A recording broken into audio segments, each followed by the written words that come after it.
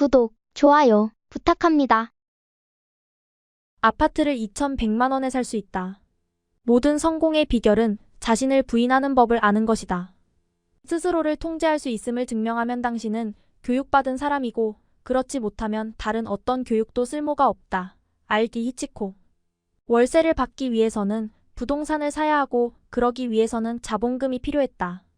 그 자금을 준비하기 위해 2000년 여윳돈 2천만 원을 가지고 17년간 재테크로 현재 5채 아파트 소유의 신화를 이룬 나의 이야기를 지금부터 이야기해보려 한다. 바야흐로 2000년 결혼 날짜를 잡아놓고 신혼생활할 집을 찾았다. 집을 사야 하나 아님 전세를 얻어야 하나?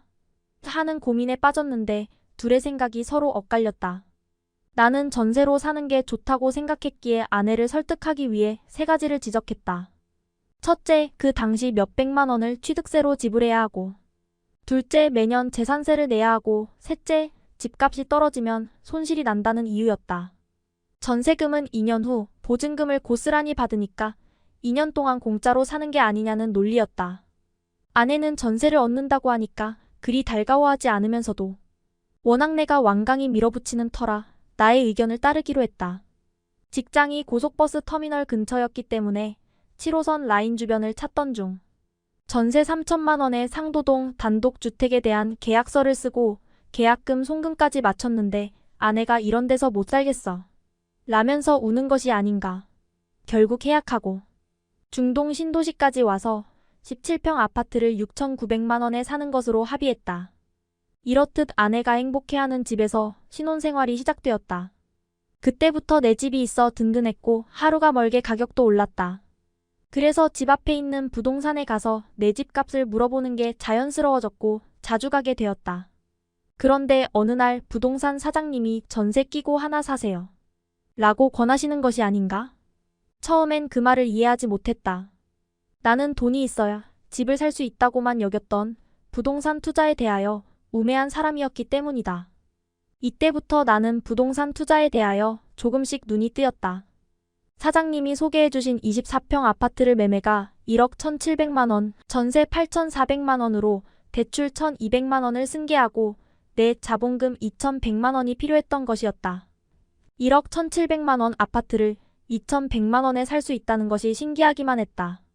이 아파트 또한 사면서 가격이 올랐고 2년 후 전세가가 내가 산 가격만큼 올라서 투자에 대한 흥미를 갖게 되었다. 다시 부동산 사장님께 투자 상담을 받아 2003년 파주 금촌주공 아파트 분양권을 두 채를 각각 2,600만 원과 2,550만 원을 주고 샀고, 이 분양권은 6개월 후 한 채는 피 5,500만 원에 팔았고 한 채는 2008년 1억 3천만 원의 양도 차익을 내고 팔았다. 그리고 그 후 본격적으로 월세를 받기 위한 집을 사기 위해 독산동의 세입자 5세대가 사는 다가구 주택을 전세를 끼고 샀다. 전세 만기에 맞추어 오른 전세만큼 월세로 전환하고 한 달 월세는 48만 원 정도 받기 시작했다. 하지만 단독주택이고 25년 정도 된 집이라 수리비, 보일러 교체비 등이 만만치 않았고 월세 또한 원하는 만큼 받지 못해 2014년 양도 차익 3,600만 원에 팔고 부천 미리내 마을 32평 아파트를 두 채, 반달마을 32평 아파트 한 채를 전세 끼고 샀다.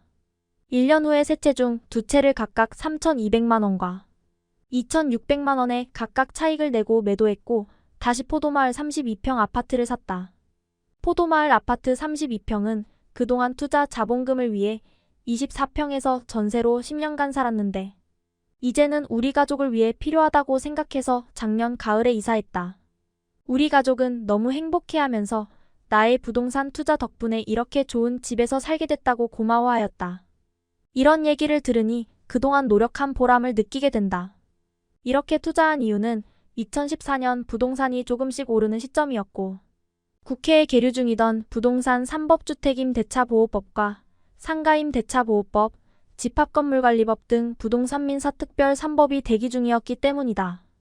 2015년 10월 청라국제도시에 분양권을 다시 매입했다.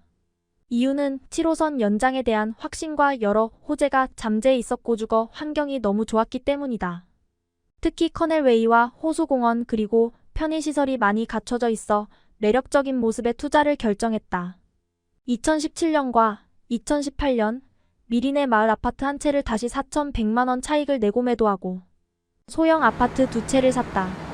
소형 아파트를 사기 시작한 것은 부천에는 아파트를 지을 땅이 없기 때문이었다. 있다 하더라도 20평 이하는 짓지 않는다. 결국 앞으로 소형 평수의 희소성과 월세 받기에 이만큼 좋은 게 없다고 판단해서이다. 원래 상가를 사서 월세를 받을 계획이었지만 상가는 한 번에 목돈이 들어가고 취득세도 비싸고 금전이 필요할 때 황금성이 아파트에 비해 낮다. 처음엔 갭 투자로 사고 추후 전셋값이 오르면 한 채씩 월세를 받기 위해서다. 사실 갭 투자는 적은 자본으로도 살 수가 있다는 장점이 있다. 요즘 은행 금리가 낮아 아파트를 월세로 전환했을 때 보통 3.4%에서 4.5%까지 나오기 때문에 대출에서 월세로 돌려도 수익이 발생하게 된다. 단 대출은 자기 연봉의 2배가 적당하다고 생각한다. 만일 월세가 밀렸을 때는 고스란히 이자에 대한 부담을 떠안아야 하기 때문이다. 부동산에 투자하지 못하는 사람들의 특성이 있다. 부동산 지식과 경험이 부족하기 때문에 TV 뉴스에 민감하고 부동산 가격이 현재가 최고점이라 생각한다. 더불어 원금에 대한 손실을 두려워한다. 즉, 안정적인 수익을 원한다는 것이다. 저성장, 저금리 시대에도 물가는 꾸준히 오르고 내수 경제를 살리기 위해 한국은행은 화폐를 발행함으로써 화폐 가치는 떨어지는 인플레이션이 일어난다. 이럴 땐 금이나 부동산 같은 실물, 자산을 보유하는 것이 인플레이션에 대한 리스크 해지 효과를 얻을 수 있다고 생각한다. 정부는 항상 서민을 위한 부동산 정책을 발표하지만 한계가 있고 부동산이 오르기 시작할 때도 늘 거품이니 일시적이니 하면서 집을 살 때에는 조심하라고 당부한다. 부동산 투자를 결정하는 사람들은 서민보다 일부 부동산을 잘 안다는 사람이나 부자들의 목지라고 치부해버리는 경향이 있는 것 같다. 그러나 난 그렇게 생각하지 않는다. 내가 부동산에 처음 입문할 때 돈이 있어서 투자한 것이 아니듯 누구든지 부동산에 관심을 두고 부동산 전문가와 상담을 받음으로써 투자할 수 있는 역량이 생길 것이다. 더불어 정부의 부동산 정책 방향을 읽을 줄 알면 누구나 부동산 투자로 재산을 늘릴 수 있고 노후에 월세 받는 부동산을 보유할 수 있을 것이다. 잘 사놓은 부동산은 당신이 자는 사이에도, 아파서 병원에 입원했을 때도, 부득이하게 직장을 그만뒀을 때도 당신에게 끊임없이 한 달에 한 번씩 월세를 주기 때문에 직장에서도 당당하고 여유로운 생활을 하게 될 것이다. 이런 게 또 하나의 행복이 아니고 무엇이겠는가? 배우지 좋고 수익률 좋은 상가도 좋겠지만 요즘 수익률 좋은 상가를 찾기가 쉽지가 않고 가격도 만만치 않다. 취득세 또한 주택의 4배이므로 황금성 좋고 월세가 잘 나가는 소형 아파트에 투자하는 것도 월세 받는 방법의 하나라고 생각한다. 앞으로 차근차근 6채의 소형 아파트를 구입해서 월세 300만 원 이상 받는 날이 머지않아 현실이 될 것이라 믿고 꾸준히 부동산에 투자할 것이다. 이 글을 읽는 모든 이들이 월세 받는 그 날까지 부동산에 관심을 가져줬으면 좋겠다. 월세 받는 사람이 남이 아닌 나이기를 바라면서 말이다. 황 소장의 한마디. 연륜과 부동산이 나이가 많으면 부동산 경험도 많을까? 이전 글에서 연륜에 대해 이야기했었는데 이번에는 그것에 대해 조금 더 깊게 이야기해볼까 합니다. 예를 들어 어떤 아이가 초등학교 1학년만 10년을 다닌다면 그 학생을 중학교 3학년으로 생각해야 할까요? 아니면 초등학교 1학년으로 생각하는 것이 맞을까요? 당연히 후자일 것입니다. 그 아이는 초등학교 1학년 과정에 대해서는 아주 잘 알겠지만 2학년 혹은 그 이상의 과정에 대해서는 전혀 모를 것입니다. 우리의 인생도 마찬가지입니다. 아무리 나이를 먹는다 해도 한 번도 접해보지 않은 분야에서는 초등학생 혹은 유치원생도 안 되는 수준일 뿐입니다. 연륜은 여러 해 동안 쌓은 경험에 의하여 이루어진 숙련의 정도를 뜻합니다. 경험이 없다면 연륜이 쌓이는 게 아니라 그저 나이만 먹는 것에 불과합니다. 특히 우리 삶과 밀접한 분야에 대해서는 더욱 많이 접하고 관련 지식을 쌓아가려는 노력이 필요합니다. 몸으로 직접 부딪히고 거기에서 얻어지는 경험과 지식이 현재보다 더 나의 삶을 위한 바탕이 되기 때문입니다. 그런데 참으로 신기하게도 세상에 그 누구도 부동산과 동떨어져 살 수 없는데 부동산에 대해 전혀 관심을 두지 않는 사람들이 아주 많습니다. 이번 수기의 주인공 역시 부동산 사장님이 전세 끼고 집을 사라 고 하는 이야기를 처음에는 이해하지 못했었습니다.